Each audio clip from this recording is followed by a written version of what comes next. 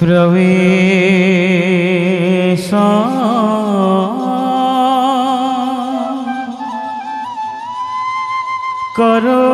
करोति कृष्ण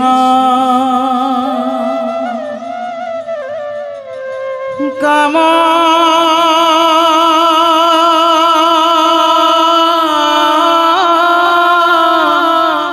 कोति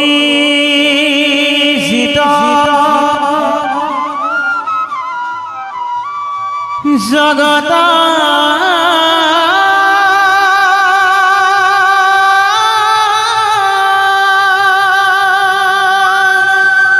पालक देव साधु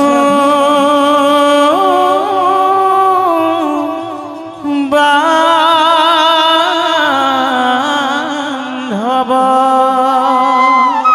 প্রভুর কীর্তন হিন্দুরা তাল একটা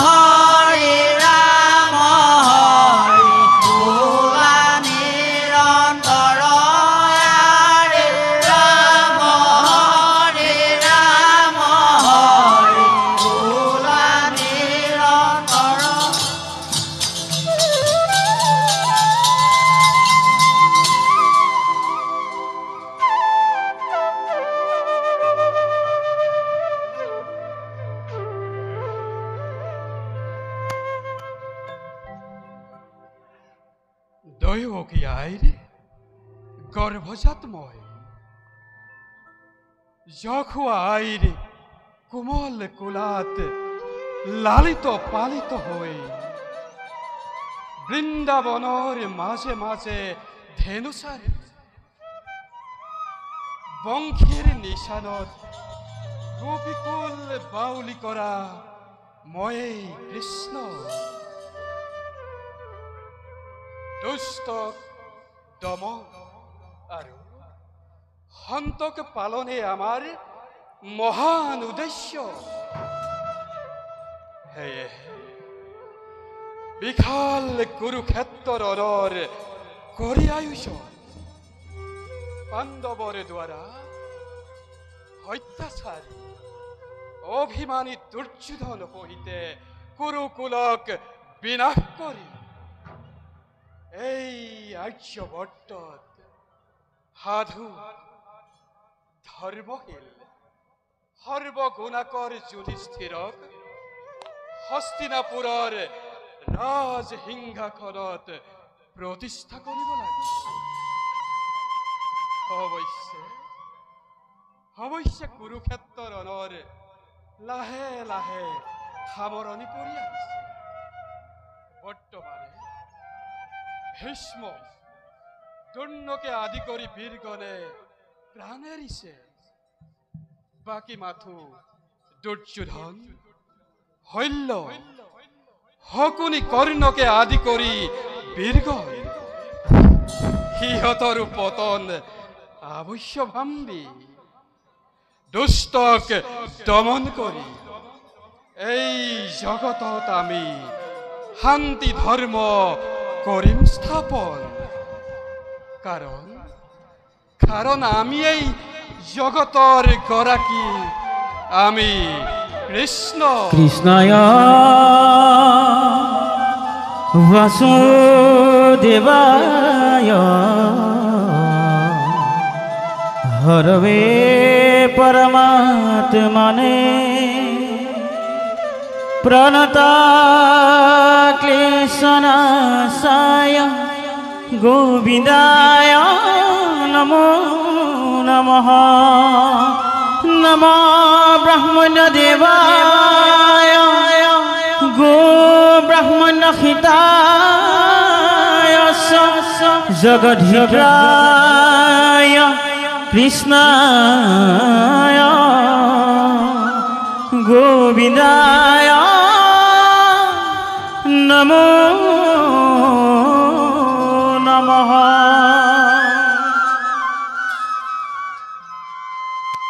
যাও এবাৰ জীৱৰ কল্যাণৰ বাবে জগতৰ মংগলৰ বাবে লীলামালাৰ আমি কৰোগৈ আৰম্ভণ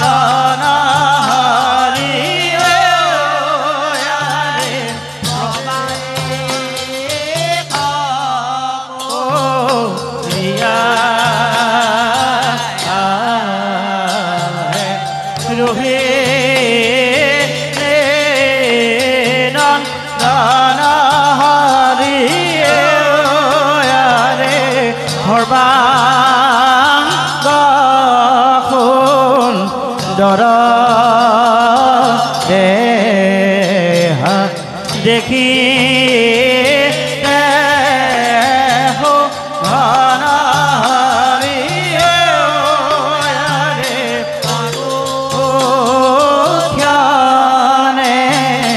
পাইলা গোয়া নিজ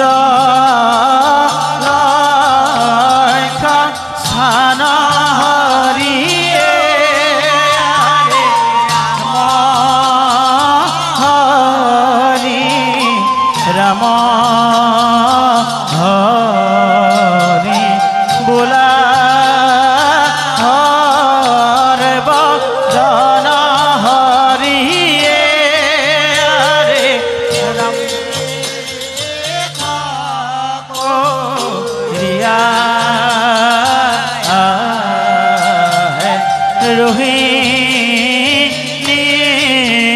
নন্দন হৰিয়ে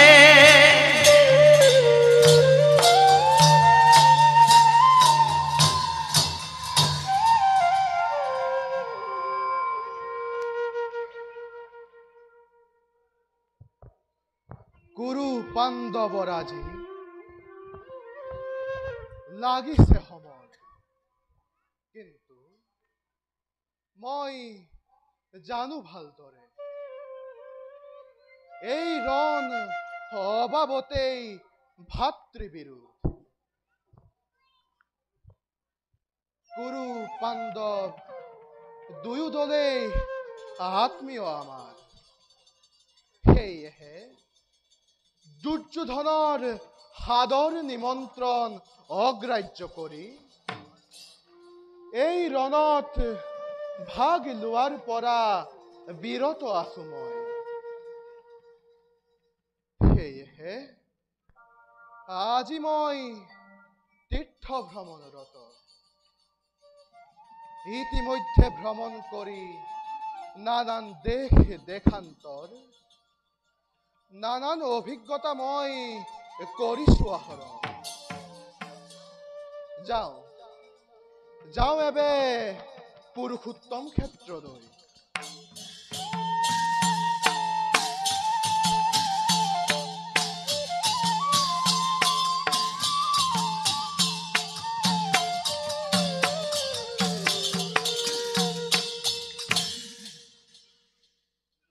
কৃষ্ণ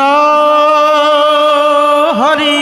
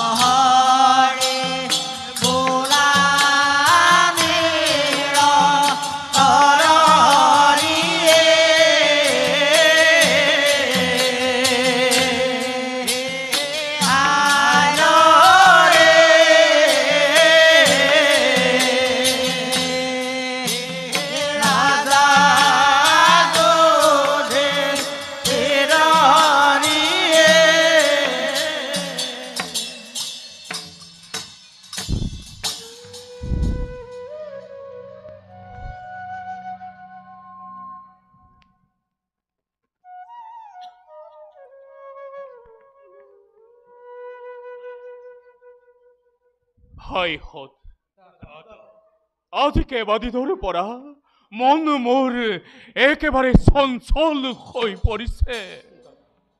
সিংহাসনৰ কাৰণে নিজৰ জ্ঞাতি নিজৰ ভাতৃবধ কৰি এয়া মই কি কাৰ্য কৰিছো। সেইহেতু মন মোৰ আজি অতিকেই চঞ্চল।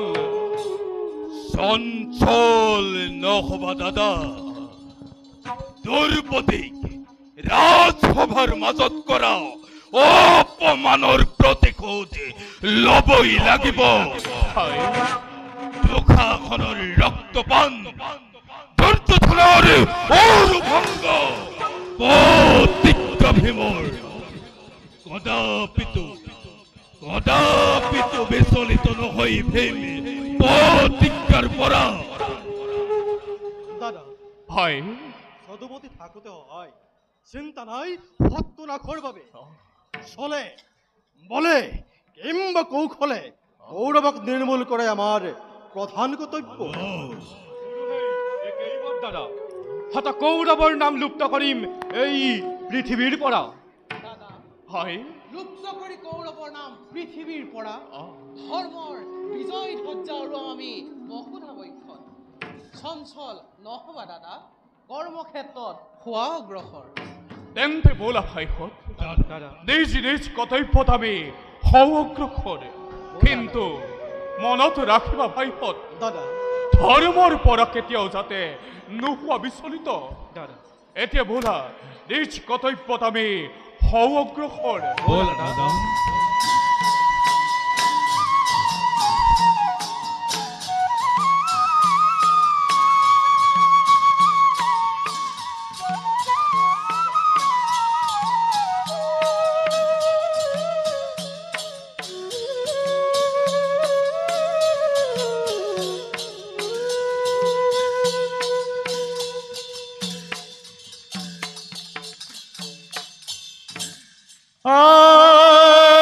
হৰি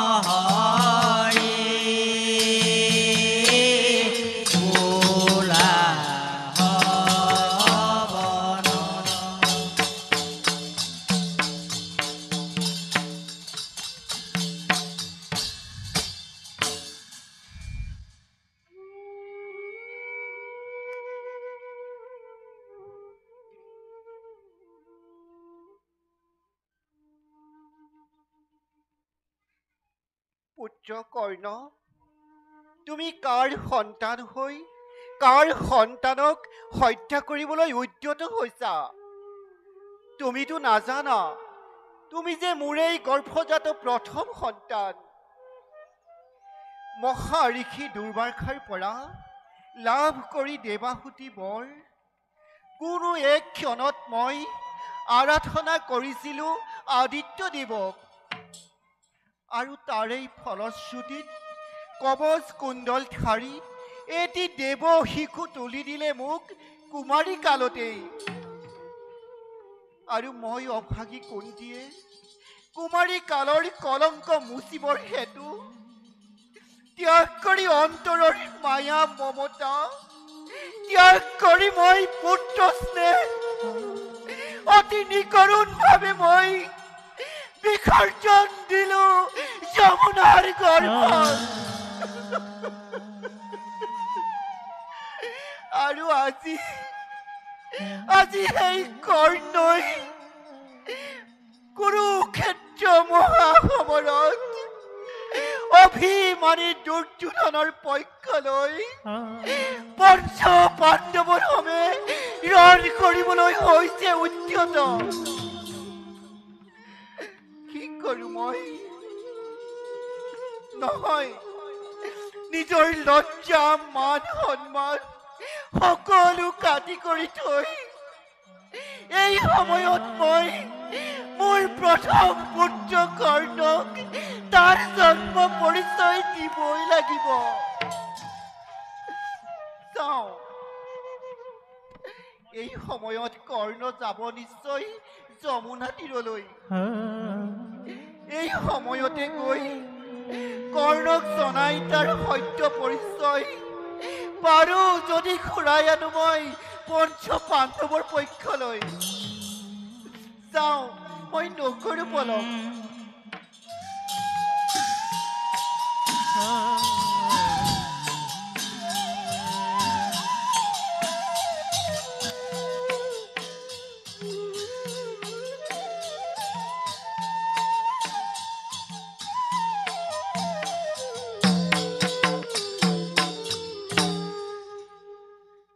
কৃষ্ণ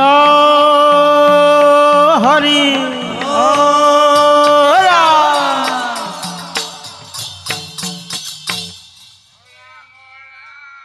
স্নান কৰিবাৰ হেতু কৰ্ণ মহাবীৰ ধীৰে ধীৰে পালা গয়া যমু আৰতি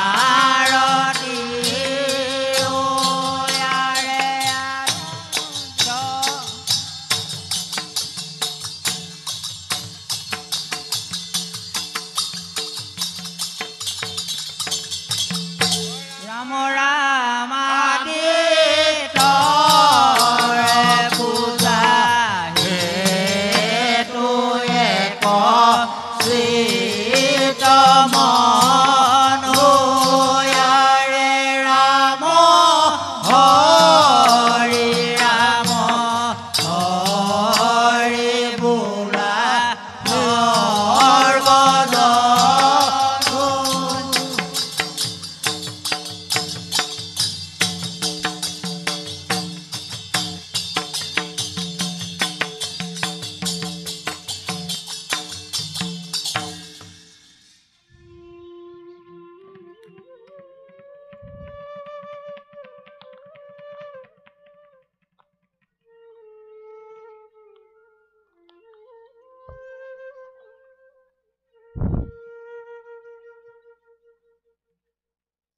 ওম জবাকুসুম শঙ্কাশ কাশ্যপেয়ং মহাদূতিম ওম ধন্তারিমি সর্বপ্রাপখ্ন প্রণতস্মি দিবাকরম ওম সূর্যদেবায় নমঃ ওম সূর্যদেবায় নমঃ ওম সূর্যদেবায় নমঃ।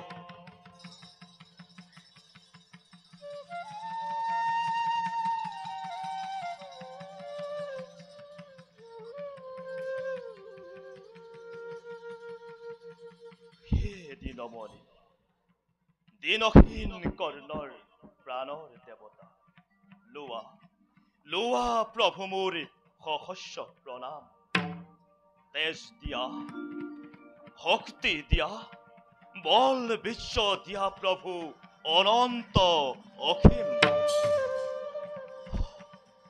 জন্মৰ কাহিনীবোৰ নাজানে কোনেও, জন্মিছো যদিও বা মই তোমাৰে আশীৰ্বাদ দেৱ বিশ্বলৈ। তথাপিতো পদে পদে উপেক্ষিত, নিৰ্যাতিত হৈ পাৰ হয় কৰ্ণৰ জীৱন। তিৰস্কাৰেই পুৰস্কাৰ আৰু মোক নালাগে।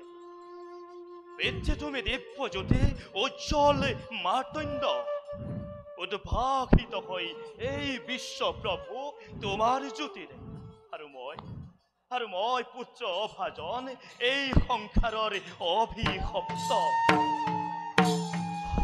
তপ্ত হিয়া মোৰ পুত্ৰ কৰ্ণ পুত্ৰ কৰ্ণ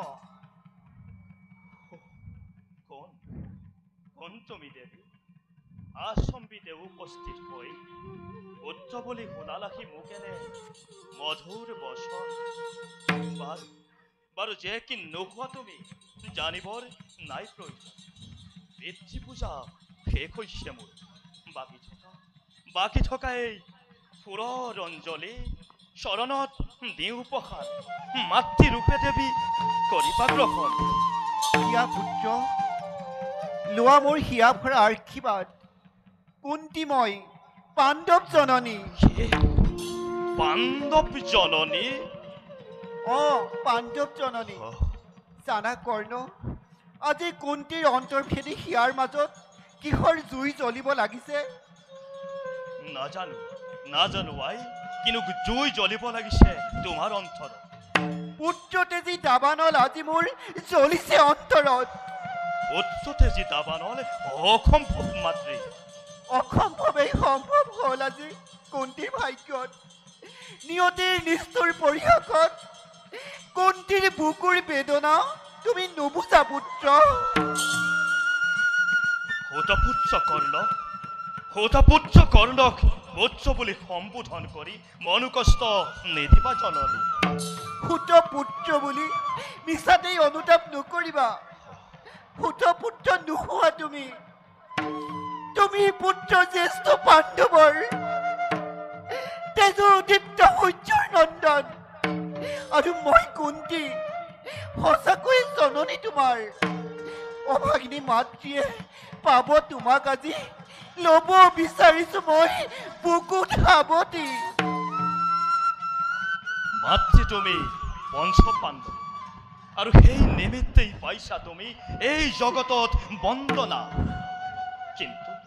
কিন্তু কিয় দেৱী উপজাসি আহি ভাগ্যহীনেই নিষ্কিনি কৰ্ণক যাচি দিছা মাতৃত্ব তোমাৰ মইতো বিচৰা নাই দেৱী তোমাৰ পৰা সেই অধিকাৰ দিয়া নাই তেনে এখন মোৰ হৃদয়ত স্থান যোৱা দেৱী লৈ মোৰ ভক্তি ভৰা এই পূজাৰ অঞ্জলি মাতৃ হৈ পঞ্চ সন্তানৰ গৌৰাম্বিনী যশস্বিনী হৈ থকা দূৰতে উজলি উত পুত্ৰময় অধীৰত ৰাধাৰ তনয় নাচাপিবা কাকি জননী মোৰ কৰিছো মিনতি অভিমান ত্যাগ কৰা পুত্ৰ যিমানেই সৰু বুলি ভাবিছা নিজকে সিমান সৰু নোহোৱা তুমি দাতা কৰ্ণ ভুৱন বিখ্যাত উচ্চ শীৰ্ষ সীমাত্ৰীৰ দৰে জ্যেষ্ঠ তুমি শ্ৰেষ্ঠ পঞ্চ পাণ্ডৱৰ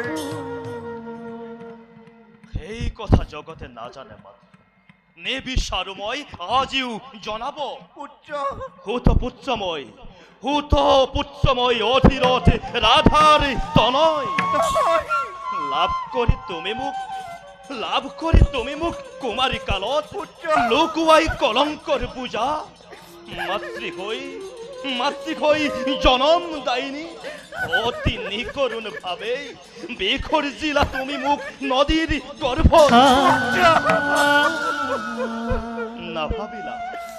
নাভাবিলা সেইদিনা অলপো মনত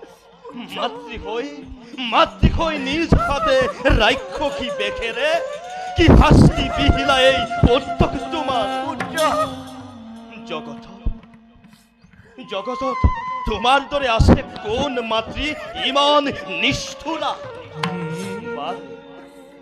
বাৰু যোৱা কথা হৈ গ'ল সেইবোৰ এতিয়া পাহৰা কাহিনী কিন্তু আজি কিয় আহিছা জননী বুৱাব খুজিছা কিয় কৰ্ণৰ আগত চেনেহৰ মন্দাকিনী ধান মেলি দিছা কিয় তুমি মমতাৰ ৰুদ্ধ দুৱাৰ দুখ মোৰ ভুল মোৰ আজি মই কৰিছো স্বীকাৰ লুকুৱা কলংক আজি মই হত মুখে কৰিম প্ৰচাৰ কৰ্ণৰ মাতৃৰ সেই কলংকিত কাহিনী আৰু তোমাৰ এই যশস্যাৰ স্নিগ্ধ আলোকত উদ্ভাসিত হ'ব আজি মহিমা মণ্ডিত সেইবাবে অভিমানী পুত্ৰ মোৰ নিজ হাতেৰে দিয়া হত দণ্ড তুমি নিজ হাতেৰে দিয়া হত দণ্ড তুমি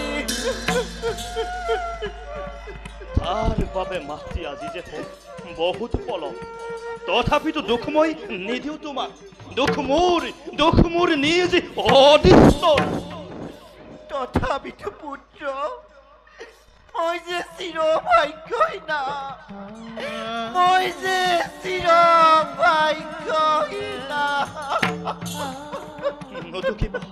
নতুকিবা সকলো জননী পুত্ৰ হৈ মাতৃৰ সকলো যে চাব মই নোৱাৰো স্থিৰ হৈ এতিয়াও যদি কোৱা দিয়া যদি দিবলৈ সঁচা পৰিচয় তব ভ্ৰাত আহিব লৌৰি যুধিষ্ঠিৰে আঁঠু ল'ব তোমাৰ চৰণত হস্তিনা ৰাজ সিংহাসনৰ তুমি সহজতেই হবা অধিকাৰী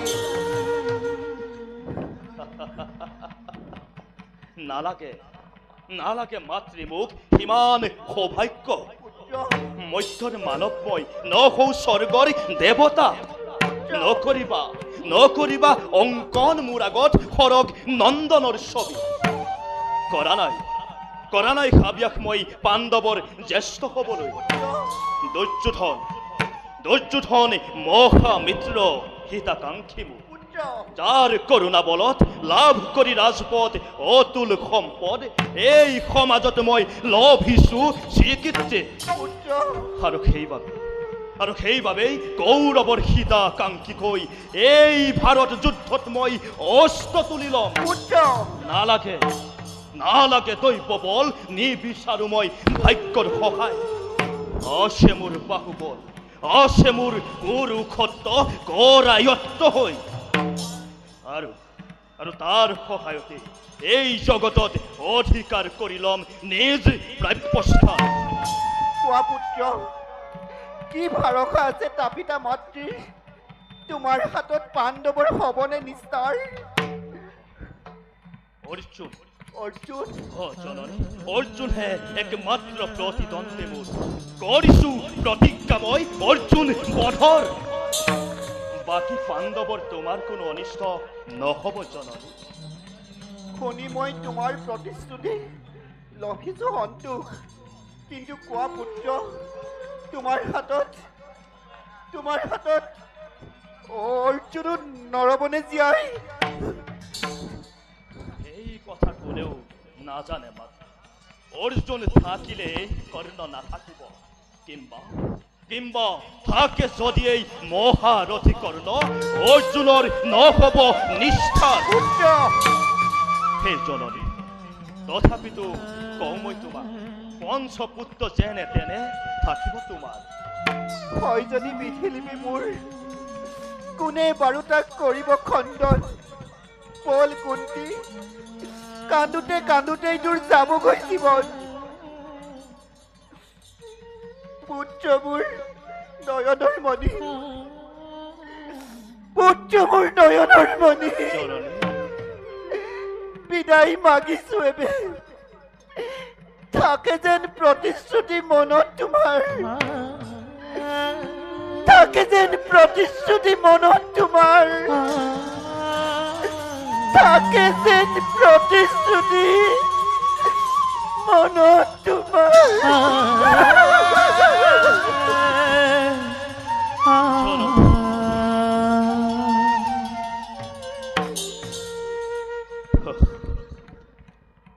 অৱশ্যেই থাকিব জননী কাৰণ কৰ্ণই নাপাহৰে কেতিয়াও প্ৰতিজ্ঞা নিজৰ কিন্তু কৰ্ণৰ হিতৰ বাবে আজিওতো নাহিলা জননী আহিছিলা পাণ্ডৱৰ হিতৰ বাবে আৰু তাকে পাই গুচি গলা তুমি তাৰ লগে লগে এইখিন উপেক্ষিত কৰ্ণক তোমাৰ নাজানিলা জননী কি দান দিলা উপহাৰ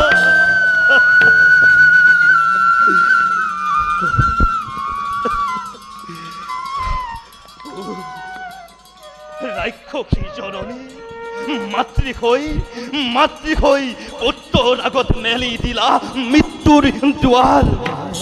অ জননী, মাতৃ হৈ পুত্ৰৰ আগত মেলি দিলা মৃত্যুৰ দুৱাৰ।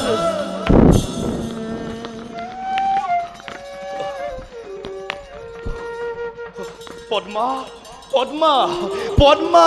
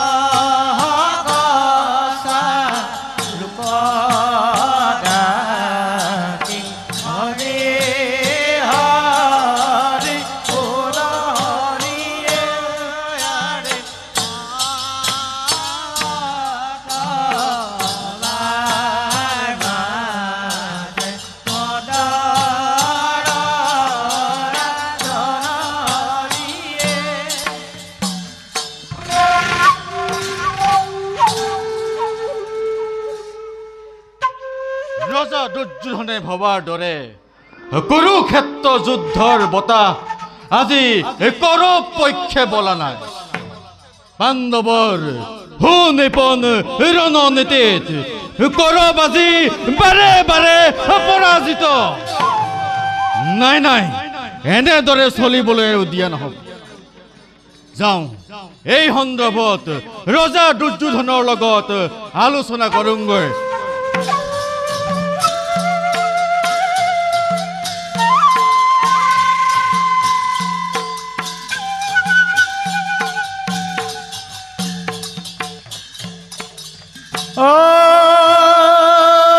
হৰি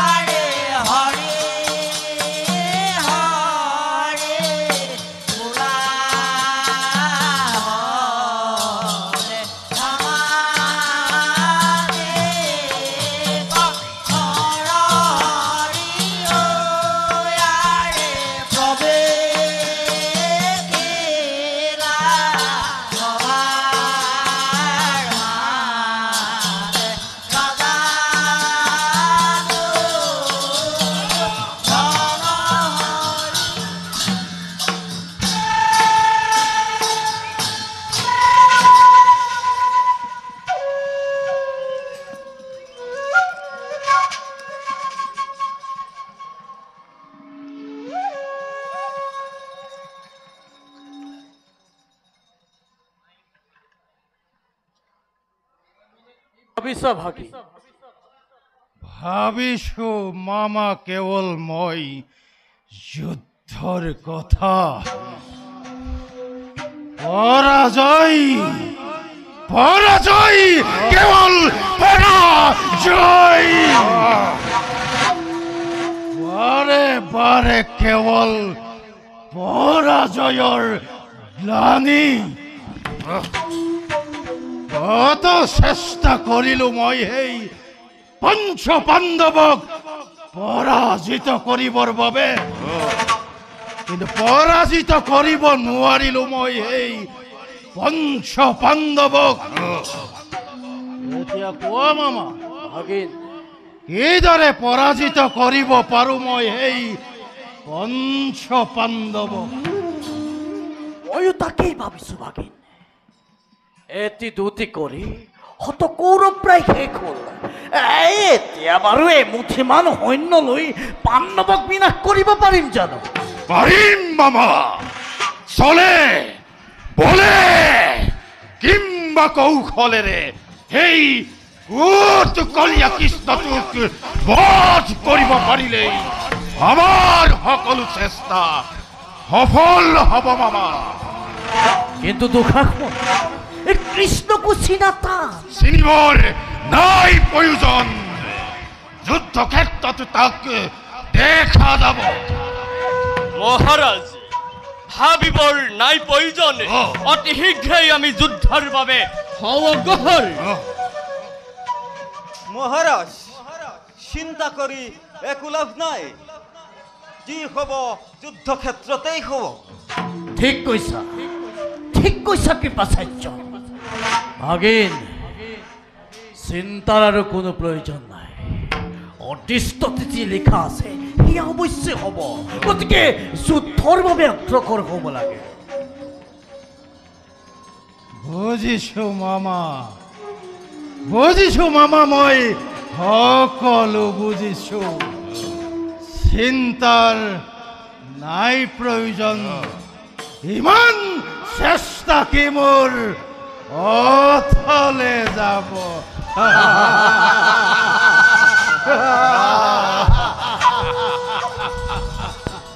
সভাসদসকল, আজিলৈ সভা ভংগ কৰা হ'ল।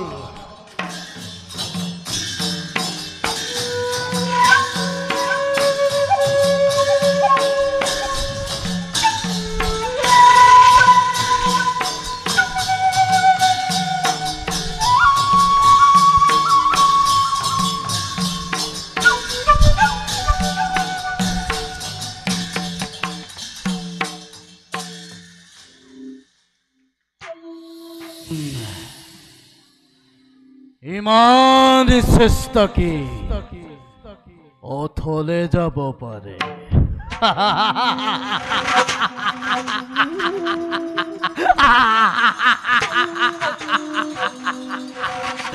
ইমান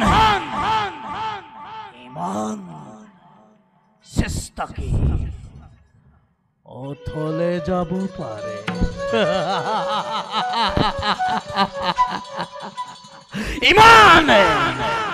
ইমান পাপ কি পৃথিৱীয়ে সহ্য কৰিব পাৰে?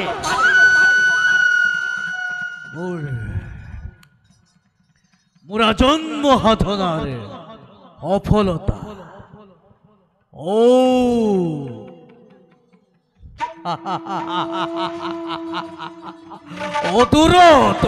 অদূৰত দুৰ্যোধন, তুমি ৰাজেশ্বৰ।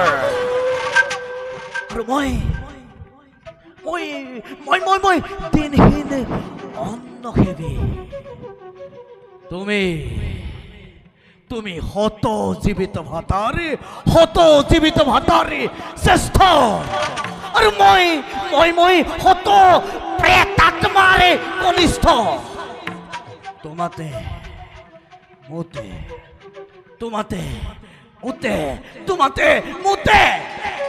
ইমান প্ৰভেদ, অথচ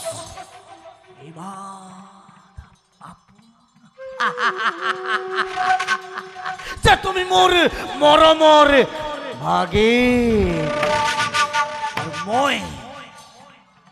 মই তোমাৰ স্নেহৰ বুদ্ধিদাতা মাতুল। নাই নাই নাই নাই আৰু বেছি পৰ নাই। দিগন্ত প্ৰহাৰী লহ লহ চিবা মেলি অগ্নি জ্বলি উঠিছে। এটি দুটিকৈ পতংগই তাতে চাপ দিছে। কাৰো সাধ্য নাই তাকে নিবাৰণ কৰে। কাৰো সাধ্য নাই তাকে নিৰ্বাপিত কৰে। কৰুণা ময়ৰা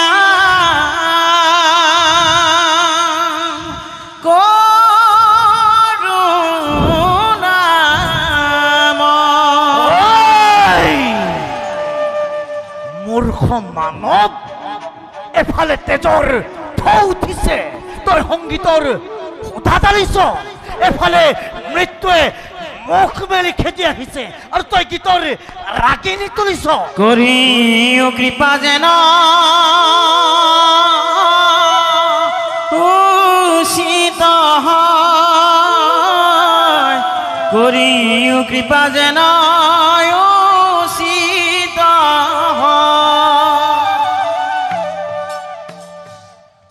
হয়। তই ঠিক কৰিছ, তই ঠিক কৰিছ।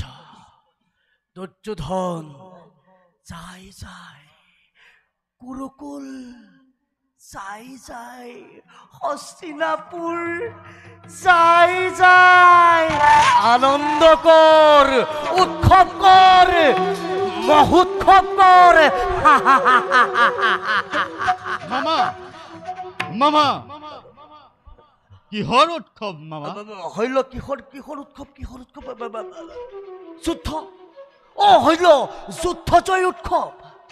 কি কৈছা মামা? কৈছো আজি দ্ৰোণাচাৰ্যই কৌৰৱৰ মান ৰক্ষা কৰিছে। পাণ্ডৱ কিন্তু বিভংগে পলাইছে। হইল দ্ৰোণাচাৰ্য আৰু নাই মামা। ধৃষ্টদ্যুম্নৰ হাতত নিহত আমি পৰাজিত মামা।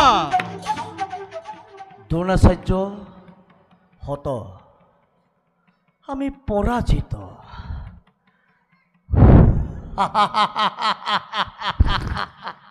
তুমি কিন্তু বৰ সুন্দৰ মিছা কথা কব পাৰা। হইল মিছা নহয় মামা, ই সত্য। দ্ৰোণাচাৰ্য হত, আমি পৰাজিত। দ্ৰোণাচাৰ্য হত, আমি পৰাজিত। ওয়া কি শুনালা হইল, কি শুনালা। বেজাৰ কৰিলে আৰু কি হব মামা? কি বেজাৰ কৰাৰ কথা কৈছা? আজি মোৰ বুকু ভাগি গৈছে, হইল কি শুনালা হইল। ধৈৰ্য নেহেৰবা মামা। তুমি অধৈৰ্য হলে দুৰ্যোধনক কোনে সান্তনা দিব? ঠিক কৈছা হইল। মই অধৈৰ্য হোৱা উচিত। হইল মামা এতিয়াও সময় আছে। এতিয়াও আমাৰ শক্তিৰ সামৰ্থ্য আছে। মই বুজিব পাৰিছো ইয়াৰ ভিতৰত কথা আছে। বাৰু যাওক। হইল মামা এইবাৰ তুমি সেনাপতি হ'ব লাগিব। হইল এইবাৰ তুমি সেনাপতি হ'ব লাগিব। তুমি পাণ্ডৱক মনৰ পেছোৱা ভীষ্ম অথবা প্ৰিয় শিষ্য অৰ্জুনৰ গুৰু দ্ৰোণাচাৰ্য নোহোৱা। তুমি হইল, তুমি পাৰিবা। হইল তুমি পাৰিবা। পাৰিম মামা। এদিনৰ ভিতৰতে পাণ্ডৱক বিনাশ কৰি কৌৰৱৰ জয়ৰ ধ্বজা উৰাব পাৰো মামা। পাৰিবা হইল। কিন্তু নাই কোনো কিন্তু নাই। কাৰো ওপৰত বিশ্বাস নাই। তুমি দুৰ্যোধনৰ মান ৰক্ষা কৰিব লাগিব। হইল কোৱা তুমি কৰিবা নে নকৰা? কোৱা হইল তুমি কৰিবা নে নকৰা? কোৱা হইল কৰিবা নে নকৰা? কৰিম মামা। অতদিনে যুদ্ধৰ গতে নিৰীক্ষণ কৰি আছিলো আৰু নকৰো। শুনা মামা, সেনাপতি হৈ এইবাৰ পাণ্ডৱৰ নাম পৃথিৱীৰ পৰা মচি পেলা। পাৰিবা হইল, তুমি পাৰিবা। হইল তুমি পাৰিবা। কিন্তু কৰ্ণ কৰ্ণক যদি মহাৰাজে সেনাপতি পাতে কৰ্ণ আকৌ বীৰ এবাৰ সেইবোৰ যাওক সেইবিলাকৰ কথা তুমি চিন্তা কৰিব নালাগে তুমি যোৱা যুদ্ধৰ বাবে প্ৰস্তুত হোৱা ভাল মামা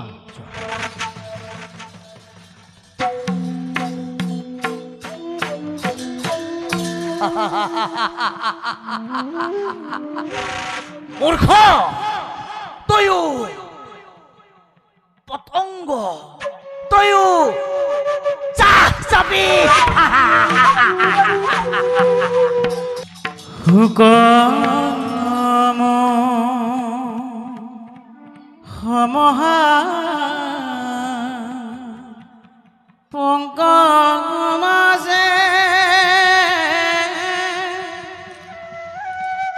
অৰ্জুন মগন ভৈলা দেখি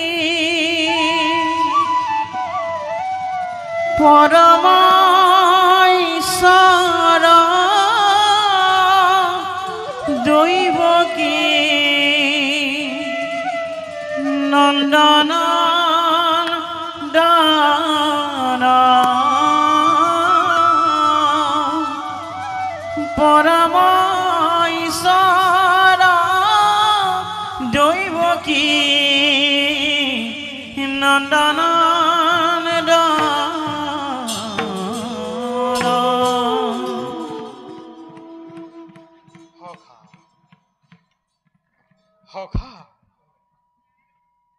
বনবাসী ভাল আছিল যদুপতি সঁচাকৈয়ে ভাল সংসাৰীৰ ভোগবিলাকৰ প্ৰাধান্য বনত নাই ৰাজত্বৰ বিষম চিন্তাই মস্তিষ্কৰ উদ্ভ্ৰান্তও নকৰে সখা বনত সদায় শান্তি সেইবাবে শান্তিকামী ঋষিমুনিসকলে নগৰত আশ্ৰম নাপাতি বনতেই পাতিছিল সখা তেন্তে আত্মস্বজন বিনাশ কৰি লাভ কি একো লাভ নাই তেন্তে কুৰুক্ষেত্ৰ ৰণ ইমানতেই সামৰণি পৰক কুৰুক্ষেত্ৰ ৰণৰ সামৰণি কুৰু পাণ্ডৱে পেলাব নোৱাৰে সখা কিয় বোধ কৰো ধৰ্মৰ বাবে ইয়াত ধৰ্মৰ কথা কি আছে ই এটা হত্যা বংশনাশ এক বিৰাট ধ্বংস এক বিৰাট ধ্বংসৰে প্ৰয়োজন হৈছে সখা ধৰ্মৰ মৰ্যাদা ৰক্ষা কৰিবলৈ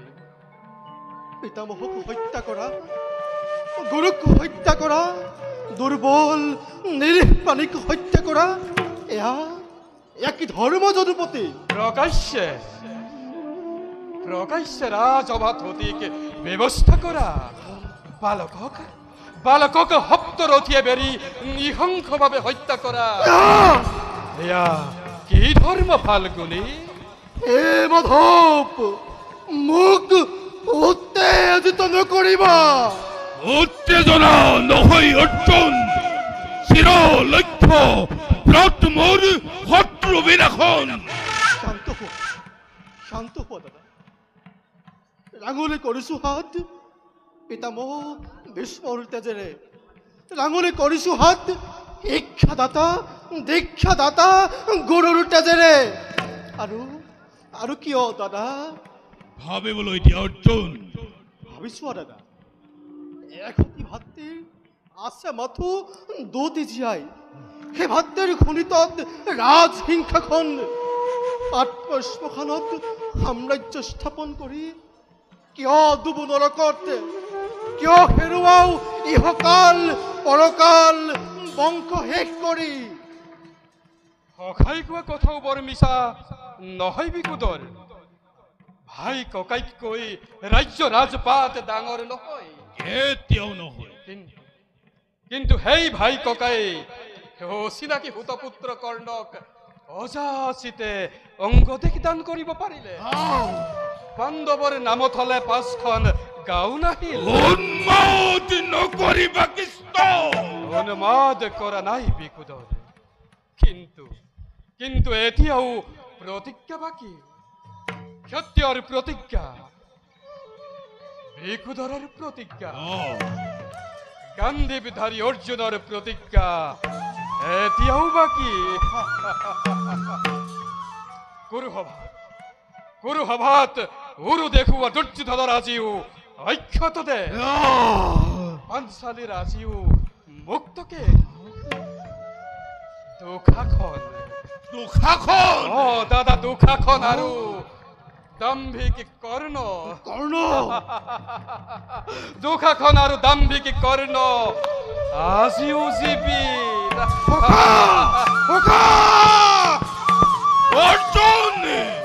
অৰ্জুন যুক্তি তৰ্ক ধৰ্ম চাউকে ৰক্ষা তলে প্ৰতিজ্ঞা পালন মোৰে জীবনৰ ব্ৰত অৰ্জুন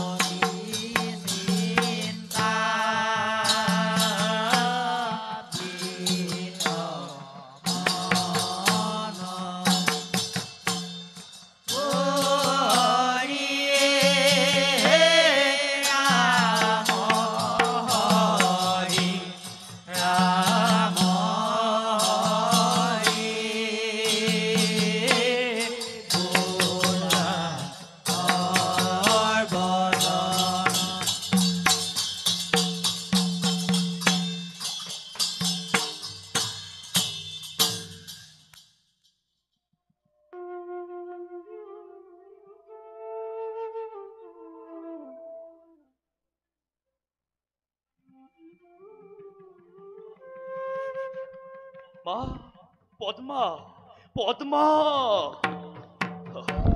পদ্মা নাথ জীৱন ৰহস্য মোৰ শুনিবি অভাগী নাথ এয়া তুমি কি কৈছা নাথ তুমি ইমান চঞ্চল হৈছা কিয় চঞ্চল নহও প্ৰিয়ে ধীৰ স্থিৰ আজি মই অচল অতল জানা মই কোন জানো নাথ আপুনি মোৰ স্বামী আপুনিয়েই মোৰ গুৰু আপুনি মোৰ দেৱতাৰো দেৱতা আৰু কি জানা পদ্মা আৰু প্ৰভু জানিবৰ নাই প্ৰয়োজন শুনা প্ৰিয়ে হুত পুত্ৰ মই জানো প্ৰিয়তম নাজানা পদ্মা হুত পুত্ৰ মই আছিলো এদিন কিন্তু আজি খন্তেক হলো কোনটি পুত্ৰ জ্যেষ্ঠ পাণ্ডৱৰ উপহাস নকৰিব প্ৰিয়তম উপহাস নোহে পদ্মা মাতাক নিজ মুখে যমুনাৰ তীৰত কৈ গল মোক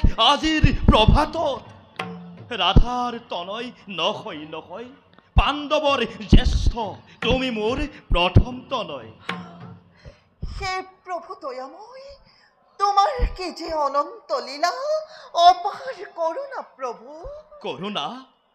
কৰুণা নহয় প্ৰিয়ে কৰুণা নহয় ই যে প্ৰতাৰণা নহলেনো ব্যৰ্থ কৰি জীৱনৰ সোণালী কৰিবা হীৰ পাতি লৈ ঋষিৰ অভিশাপ অন্তিমৰ যৱনিকা পৰাৰ আগত জানিলো হেতেন কিয় রাজেশ্বরী কুন্তি দেবী মাতৃ বলে মোর স্বার্থপর পদ্মা স্বার্থপর এই সমগ্র পৃথিবী মাথো স্বার্থরে আকর প্রিয়তম শুনা পদ্মা কলঙ্কর কালিমাখানি শৈশৱৰ পৰাই সহিলো যাতনা কত কত অপমান প্ৰিয়তম কতা তেতিয়াতো নাকান্দিলে জননীৰ প্ৰাণ প্ৰিয়তম ক্ষীণ কলো থপ্পলে আচাৰ্য দ্ৰোণই অস্ত শিক্ষা মোক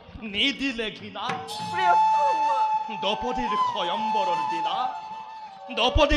স্বয়ম্বৰৰ দিনা দ্ৰৌপদী বালাই মোক কৰিছিল কত অপমান প্ৰিয়তম কতক বৰমাল্য নকৰো বুলি দান প্ৰিয়তম কতা তেতিয়াতো নাকান্দিলে জননীৰ প্ৰাণ কিন্তু আজি অতীতৰ সেই নিকাৰণ নাৰুণী দাৰুণ কথা নুশুনাবা মোক প্ৰিয়তম বুজিব নোৱাৰিলো মই আজি অতদিনে অতকাল কিয় গোপনে আছিল আপোনাৰ জীৱন ৰহস্য পদ্মা ৰহস্য ৰহস্যৰ বাবে মোৰ জীৱন ৰহস্য আছিল গোপনে কি ৰহস্য প্ৰিয়তম শুনা পদ্মা কুমাৰী আছিল মোৰ জননী যেতিয়া আদিত্যৰ তেজত দেখা পালে তেতিয়া এই কৰ্ণক তোমাৰ কলংকৰ শেকা ধুই নিকা কৰিবৰ উপায় আছিল মাথোন নিসহায় নিৰ্দোষী শিশু জ্ঞান কৰি পদ্মা মাটিৰ পুতলা অকাতৰে অম্লান বদনে নদীৰ গৰ্ভত প্ৰিয়ে বিসৰ্জিলে নদীৰ গৰ্ভত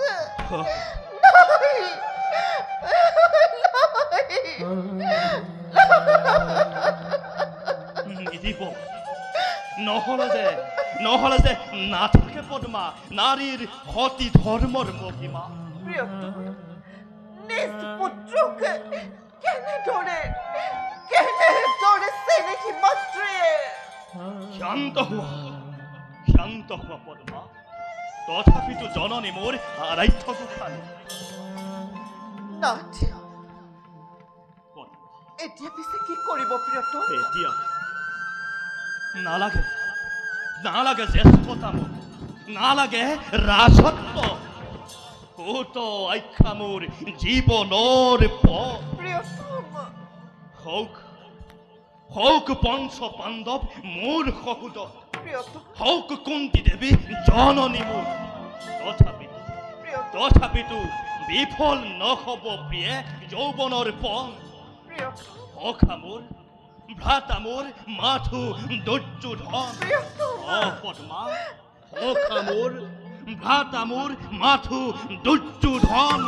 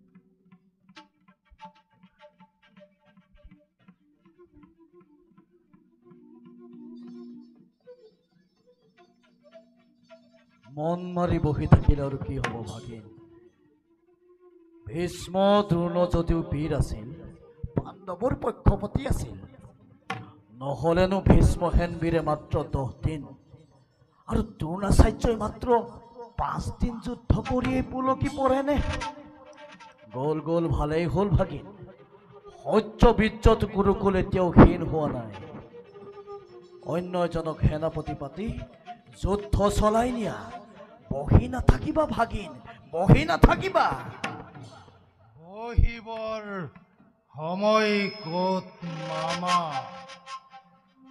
ভাবিছো মাত্ৰ ভাবিছো এই শক্তিত বলিয়ান এই পঞ্চ পাণ্ডৱ এই শক্তিত বলিয়ান হৈ ধনঞ্জয়ে নাখি আছে মোৰ বিপুল বাহিনী। ইয়াত শক্তিৰ কথা নাই দাদা, ই চক্ৰান্তকাৰী সেই ভূত কলীয়া কৃষ্ণই চক্ৰান্ত কৰি ইখন দিক অৰ্জুনৰ ৰথত বহুৱাই পিতামহক বধ কৰালে আৰু অশ্বত্থামা হত বুলি অসত্য সংবাদ প্ৰচাৰ কৰোৱাই গুৰুদেৱকো মৃত্যু মুখত পেলালে। ঠিক কৈছা দুখাখন। এই ভীষ্ম দ্ৰোণক বধ কৰিব পৰা শক্তি পাণ্ডৱৰ নাই। একে চক্ৰান্ত ভাগিন, চক্ৰান্ত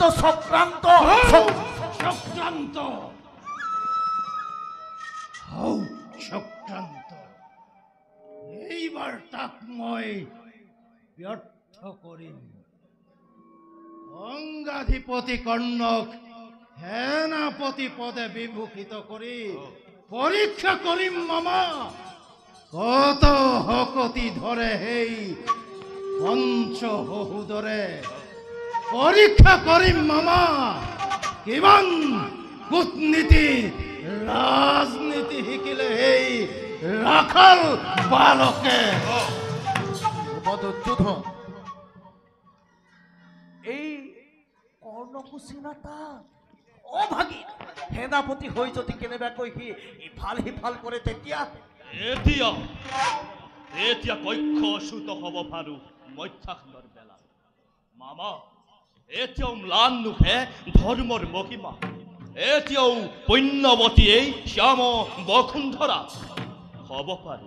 হ'ব পাৰো ভূতপুত্ৰময়, হ'ব পাৰো বিশ্বৰ অস্পৃশ্য, কিন্তু মামা বন্ধু বুলি অখা বুলি যাক ধৰিছো খাবতি, শত শত কুৰুক্ষেত্ৰ সহস্ৰ পাণ্ডৱ আৰু লক্ষ লক্ষ দৈৱকী নন্দনেও নোৱাৰে ছিঙিবই বন্ধুত্বৰ দোল, নোৱাৰে ছিঙিবই প্ৰীতিৰ বান্ধোন।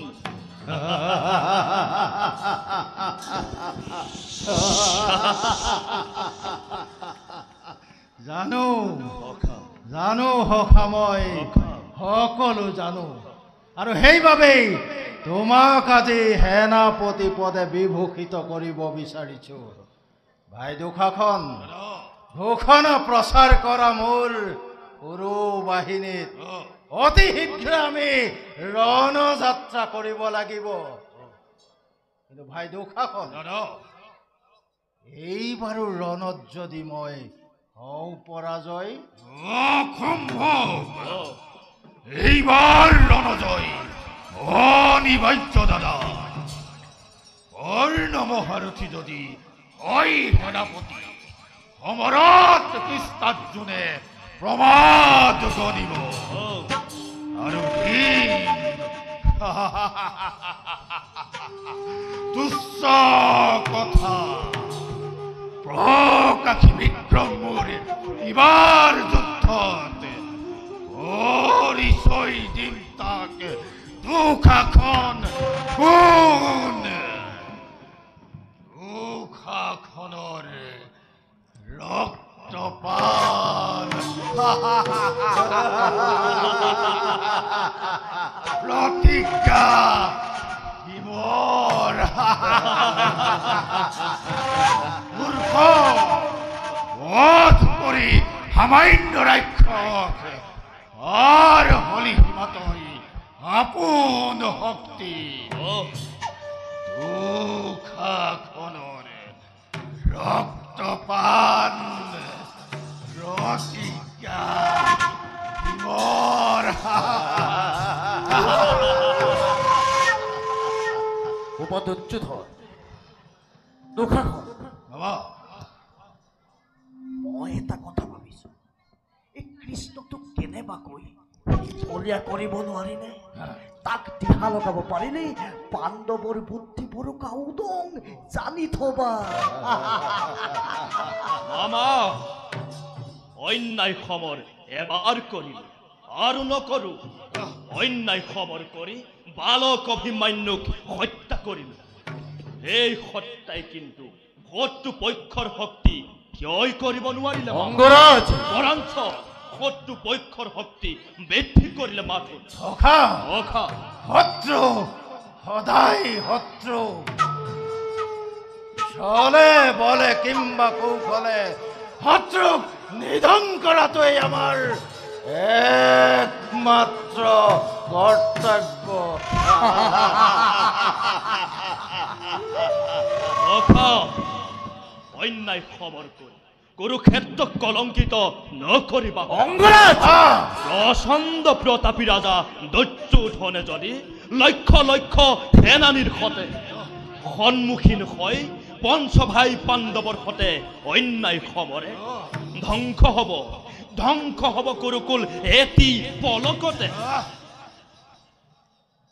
সত্য কথা সখা সত্য কথা সখা সখা সত্য কথা শৈশৱৰে পৰা উচ্ছেদ সাধিম বুলি সেই পঞ্চ পাণ্ডৱৰ গতনো কৰিলো চেষ্টা কিন্তু আজিও দেখোন সেই পাণ্ডৱ জীৱিত নিৰ্মাণিলো যত গৃহ প্ৰয়োগিলো হলাহল বিষ আৰু কত মৃত্যু পৰি মই কৰিলো ৰচনা কিন্তু আঁতৰতে উৰি গল হৰ যন্ত্ৰ মোৰ সত্য কথা সখা ৰুদ্ৰ ৰূপ ধাৰণ কৰি মোৰ কুৰু বাহিনী প্ৰৱেশ কৰক সমৰ ক্ষেত্ৰে অন্যায়ৰ নোহে প্ৰয়োজন শক্তিহীন নোহে দুৰ্যোধন এতিয়াও বৰ্তমান কৰ্ণ দুঃশাসন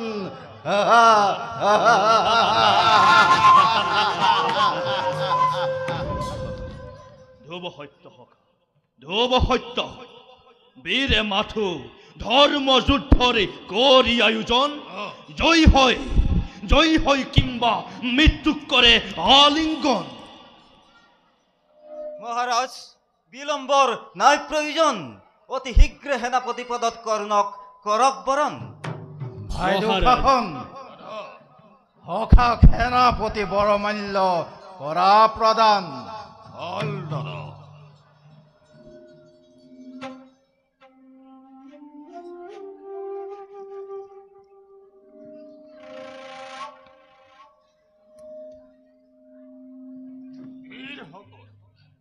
আজিৰ পৰা কৌৰৱৰ প্ৰধান সেনাপতি অংগৰাজ মহাৰথী কৰ্ণ পৰা হবে জয়ধ্বনি মেদিনী কপাই জয় সেনাপতি অংগৰাজ কৰ্ণৰ জয় ৰাজা দুৰ্যোধনৰ জয় মহা বীৰগণৰ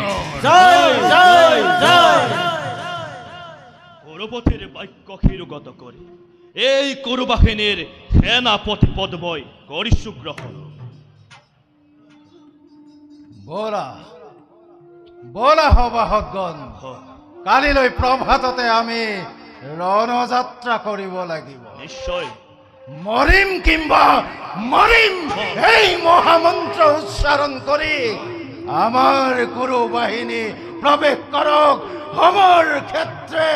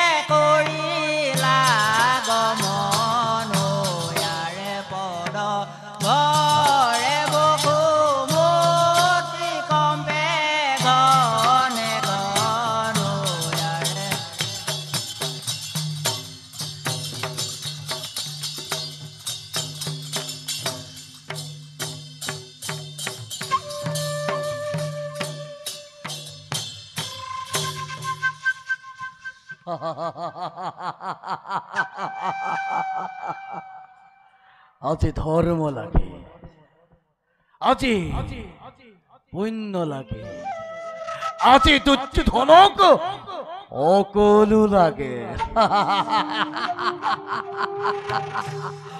অতদিন কত ছিলা দুর্যোধন, কত ছিলা পাখা খেলত ধর্মলৈ মনত নপৰিল।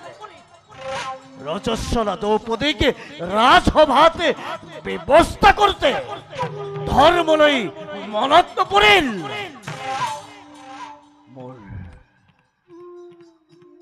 মোৰ বৃদ্ধ পিতা আৰু ৯৯টা ভাতা এমুঠি অন্ন বাবে, এটুপি পানীৰ বাবে তিল তিলকৈ অন্ধকাৰ কাৰাগাৰত মৰিবৰ সময়ত তোৰ কি ধৰ্মলৈ মনত নপৰিল। আজি ধৰ্ম লাগে, আজি পুণ্য লাগে, আজি দুৰ্যোধনক সকলো লাগে।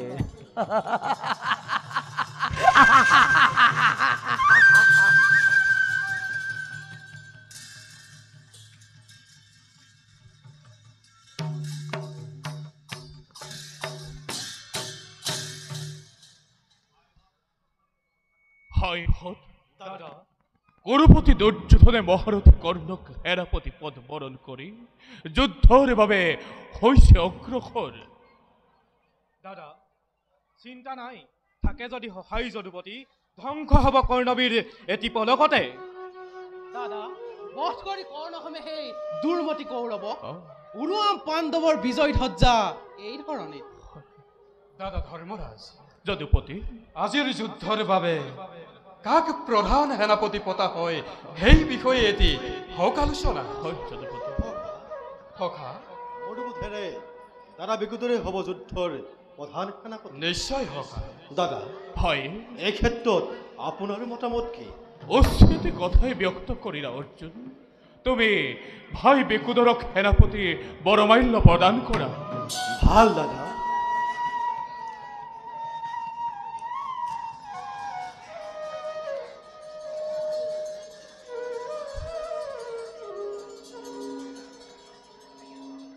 কৰা হবে জয়ধ্বনি মেদিনী কপাই। জয় সেনাপতি ভীমসেনৰ, জয় জয় ৰজা যুধিষ্ঠিৰৰ, জয় জয় যদুপতি কৃষ্ণৰ, জয় জয় জয়। শুনা শুনা পাণ্ডৱৰ বীৰ মণ্ডলী, ওলোৱা সকলোতে ৰণৰ সাজেৰে আজি এই দুৰ্জয় গদাৰ পহৰত নাশ কৰি কুৰুকুলে এটি পলকতে ধৰ্মৰ বিজয়ী ধ্বজা উৰুৱাও ভাৰত ভূমি। কৰা হবে জয়ধ্বনি স্বৰ্গ মধ্য পাতাল কৰি কম্পমান। জয় মহাৰাজ যুধিষ্ঠিৰৰ, জয় জয় যদুপতি কৃষ্ণৰ, জয় জয় মহা মহা বীৰগণৰ, জয় জয় জয়।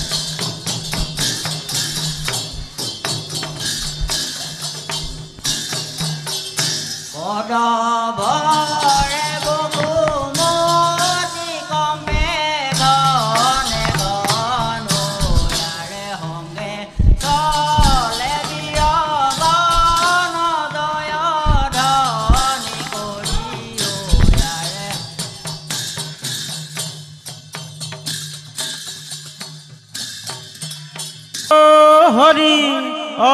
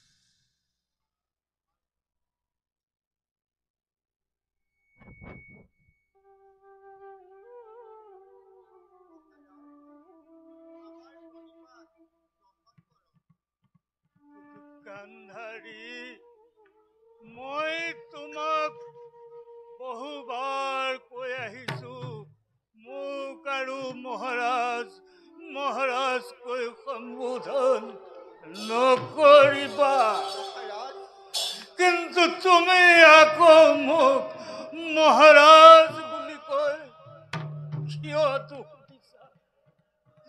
যিজন দুৰ্বল বৃদ্ধ আনৰ হাতত ধৰি জীৱনৰ বাটত খুপি খুপি আগুৱাব লাগে, সেইজনক মহাৰাজ বুলি কোৱাৰ কোনো যুক্তি নাই। মই সিংহাসনত বহিলেও ৰজা নহওঁ, ৰাজদণ্ড হাতত থাকিলেও শাসন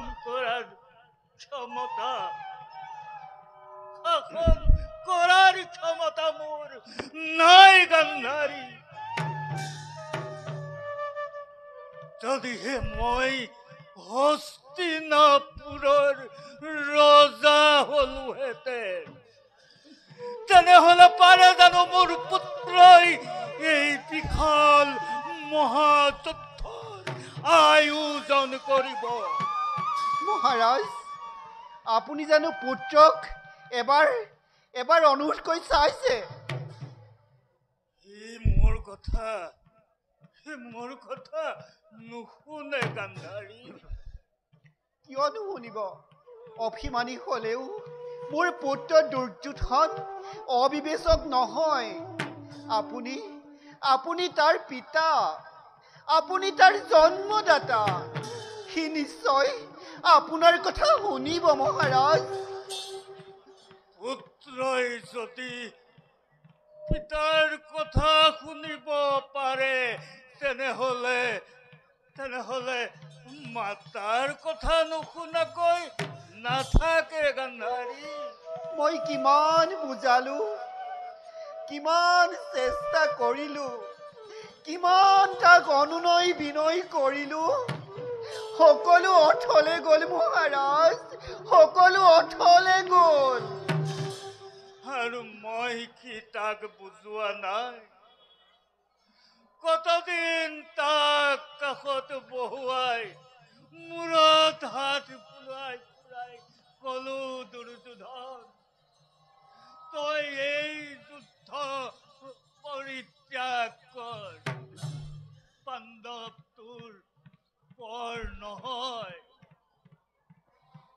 মোৰ কথা নাৰাখিলে মোৰ বিশ্বাস নহয় মহাৰাজ। গুচি গ'ল। মোৰ বিশ্বাস নহয় মহাৰাজ। কি বিশ্বাস নহয় গান্ধাৰী? আপোনাৰ কথা দেখিছো পুত্ৰ বাচ্চ আৰু তুমিও মোক বৃদ্ধ অন্ধ বুলি বিশ্বাস নকৰিবলৈ শিকিছা গান্ধাৰী। অভিনয় নকৰিব মহাৰাজ। এই কুৰুক্ষেত্ৰ ৰণৰ কাৰণে কৌৰৱৰ পিতা আপুনি, আৰু সেইবাবে আপুনি এই বেছি দায়ী। শাস্তি দিয়া ৰাণী, শাস্তি দিয়া। ৰাজেশ্বৰী তুমি, ৰাজমাতা তুমি, শাস্তি দিয়া। 98টা পুত্ৰৰ অকাল মৃত্যু যাৰ বুকু নকপিল, 98খন দপ দপকৈ জ্বলি উঠা চিতাৰ উত্তাপেও যাৰ অন্তৰ গলাব নোৱাৰিলে, এই কাঠচিতীয়া পুৰুষৰ কঠোৰ পাকান হিয়াক এক অবলা নাৰীয়ে কি শাস্তি দিব মহাৰাজ? কি শাস্তি দিব? পুত্ৰ শোকত জৰ্জৰিত হবলৈ কৈছা ৰাণী?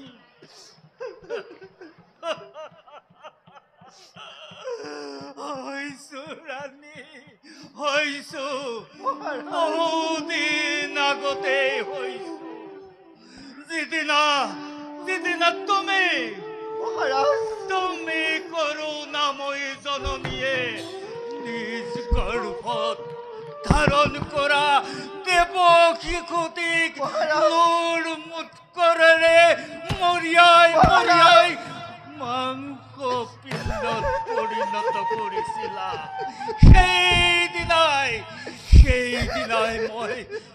সেইদিনাই মই পুত্ৰ সুখত জৰ্জৰিত। এতিয়া আৰু পুত্ৰ সুখত অশ্ৰু টুকিবলৈ বাকী নাই গান্ধাৰী। অশ্ৰু নদী পৈ চেনেহৰ নদীৰ শিলৰ তলি ওলাই পৰি। গান্ধাৰী মহাৰাজ, অস্থিৰ মগজু মহাৰাজ, দুৰ্বল বিক্ৰময়, কিবা কম বুলি কিবা কৈ পেলালো। মোক ক্ষমা কৰা গান্ধাৰী, মোক ক্ষমা কৰা।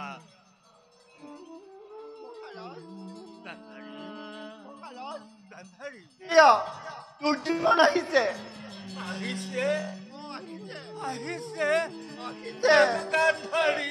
গান্ধাৰী মোৰ ঘূৰাইছে। মই স্থিৰেৰে থাকিব পৰা নাই। মোক সৌসজ্জালৈ লৈ বলা, মোক সৌসজ্জালৈ লৈ বলা।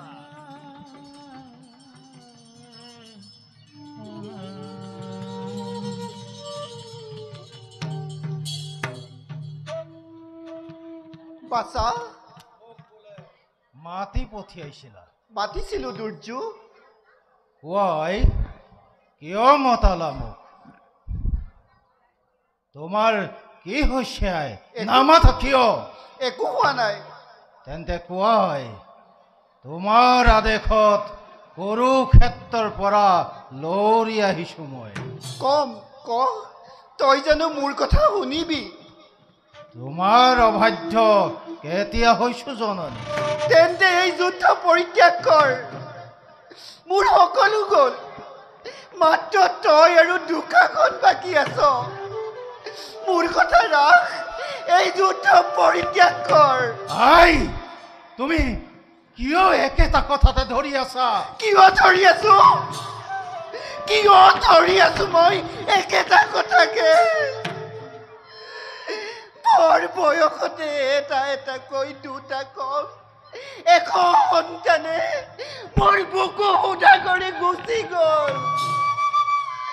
সিহঁতে মোৰ বুকু শুৱাই আছিল আজি এই বুকু উদং হ'ব লগা হৈছে দুৰ্যোধন গতিকে মোৰ কথা ৰাখ এই যুদ্ধ পৰীক্ষা কৰ হে জননী পৰিহাৰ কৰিলে সমৰ মৃত্যুপুৰীৰ পৰা ঘূৰি আহিবনে মোৰ চেনেহৰ ভাতাগন পৰিহাৰ কৰিলে সমৰ পাৰিম নে মচিব কপালৰ ভাগ্য লেখা বিধাতাই লেখা নোৱাৰে মচিব কেৱে বিধিৰ বিধান সেই বুলি আপোন ঘৰত চলিছে যি ভীষণ অগনি তাক আৰু চলিব নিদিবি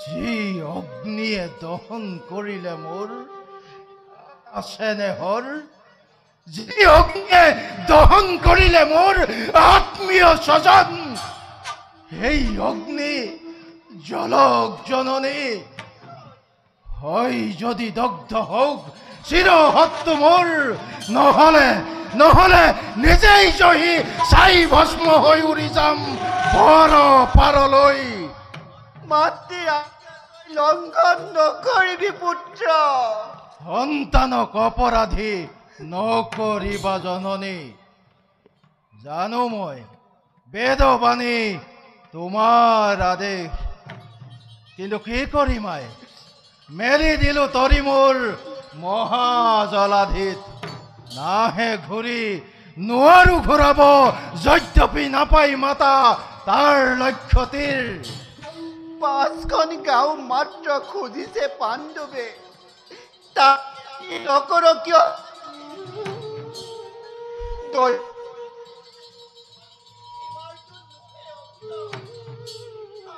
সন্মতি বটুক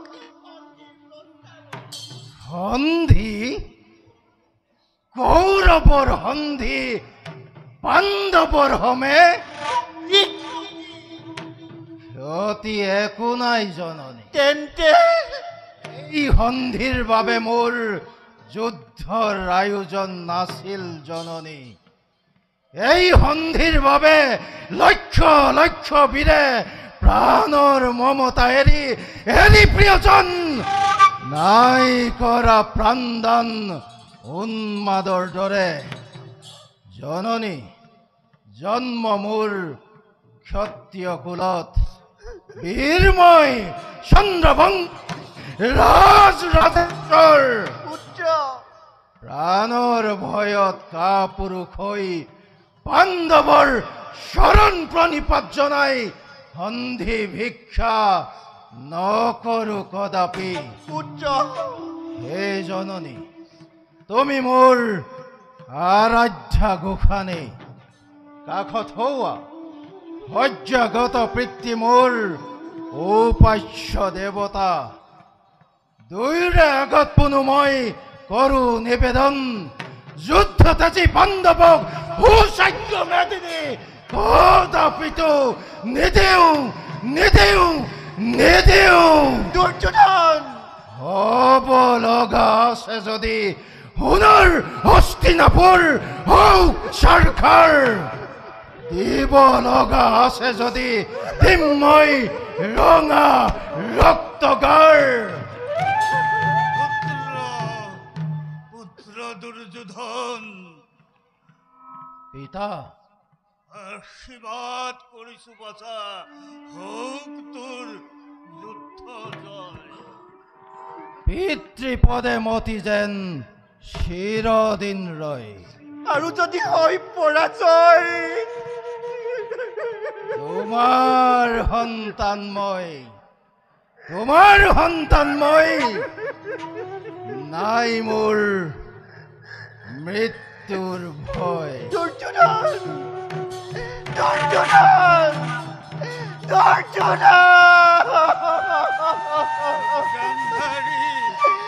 মহাৰাজ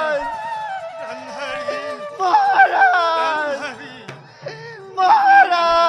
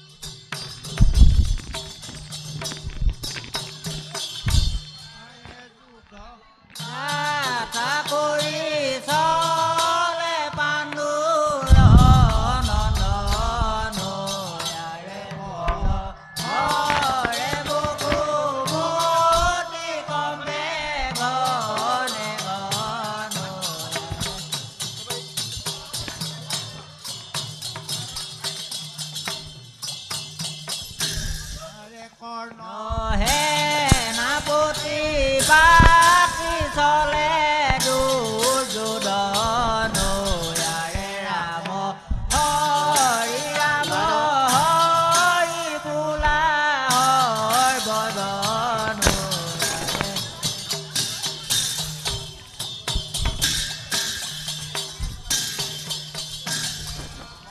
হৰি ৰাম হৰি বোলা হৰ বদন ইয়াৰে ৰাম হৰি ৰাম হৰি বোলা হৰ বদন